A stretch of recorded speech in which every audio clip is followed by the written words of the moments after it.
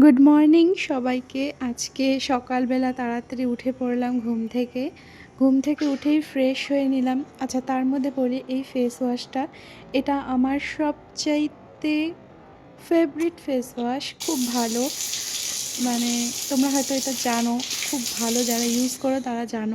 এরপর আসলাম আমার ব্রেকফাস্ট, এটা হচ্ছে ব্ল্যাক কফি।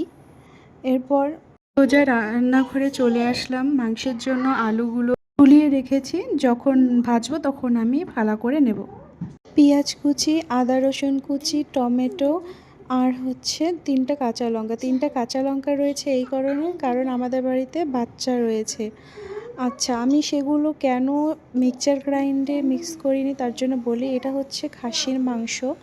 তোমরা জানো খাসির মাংস সেদ্ধ হতে সময় লাগে, সেজন্য আমি সেগুলো মিক্সচার গ্রাইন্ডে মিক্স করিনি।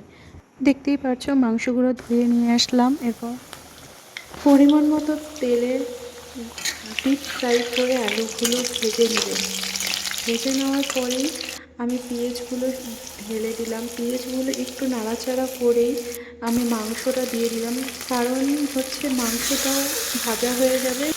এভাবে করলে মাংসটার যে একটা গন্ধ আছে সেই গন্ধটা দূর হয়ে যাবে। এরপরে পরিমাণ মতো হলুদ, আমি হলুদটা এখানে দেখাতে পারছি না, করিনি ভিডিও। তারপর লবণ দিলাম, দেওয়ার পরে এখানে আদা রসুন যে কুচিটা করে রেখেছি সেটাও দিয়ে দিলাম।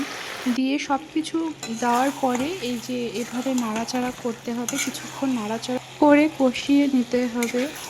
আচ্ছা, এখানে আমার কিছুক্ষণ পরে আমার মনে হয়েছিল যে পেঁয়াজটা কম রয়েছে, সেজন্য আমি মিক্সচার গ্রাইন্ডারে পেঁয়াজ, আদা রসুন, একটু লঙ্কাও দিয়েছি, মানে মিক্সচার গ্রাইন্ডে করে দিয়েছি, যেহেতু আমাকে তাড়াতাড়ি রান্না করতে হবে আর আমি শেষের দিকে এসেছি, তাই আমি ওটাকে মিক্সচার গ্রাইন্ডে মিক্স করে নিয়েছি।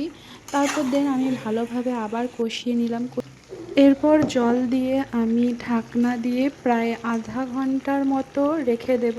আচ্ছা, আমি যেহেতু লঙ্কা কম নিয়েছি, তোমরা যেরকম ঝাল খেতে ভালোবাসো লঙ্কার গুঁড়ো দিও। রান্নাঘর থেকে বেরিয়ে এসে দেখি একটা সুন্দর প্রজাপতি দরজার মধ্যে রয়েছে। তো আমি প্রজাপতি খুব ভালোবাসি, কিন্তু হ্যাঁ, হাতে নিতে খুব ভয় লাগে, জানি না কেন, কিন্তু দেখতে আমার খুব ভালো লাগে। এবং এই প্রজাপতিটা অনেক সুন্দর, কি সুন্দরভাবে উঠছে দেখো, তাই আমি এটাকে মানে হচ্ছে একটা রিলস বানিয়ে নিয়েছি। এরপরে আসলাম রান্নাঘরে এসে আমি গরম মশলার গুঁড়ো দিয়ে দিলাম। তোমরা চাইলে গোটা গরম মশলাও দিতে পারো, কিন্তু আমার কাছে গোটা গরম মশলা ছিল না, তাই এটাই দিয়ে দিলাম। এটা দেওয়ার পরেই কিছুক্ষণ পরে দেখেছি যে মাংসটা প্রায় শেষ হওয়ার দিকে, আর মাংসটাও সিদ্ধ হয়ে গেছে। তোমরা একবার নেড়ে দেখবে এবং হাত দিয়ে টিপে দেখবে যে মাংসটা সেদ্ধ হয়েছে কিনা। যদি মনে হয় যে সেদ্ধ হয়ে গেছে, তারপর তোমার ভেবে নাও রান্না কমপ্লিট।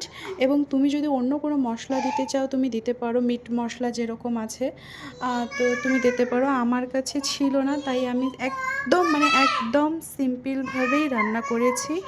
এবং সত্যি কথা, একটু আগে আমি টেস্ট করলাম, আমার খুব ভালো লেগেছে, মানে নিজের প্রশংসা নিজেই করছি।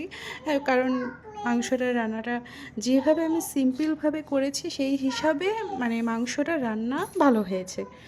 তো আজকে এই পর্যন্ত।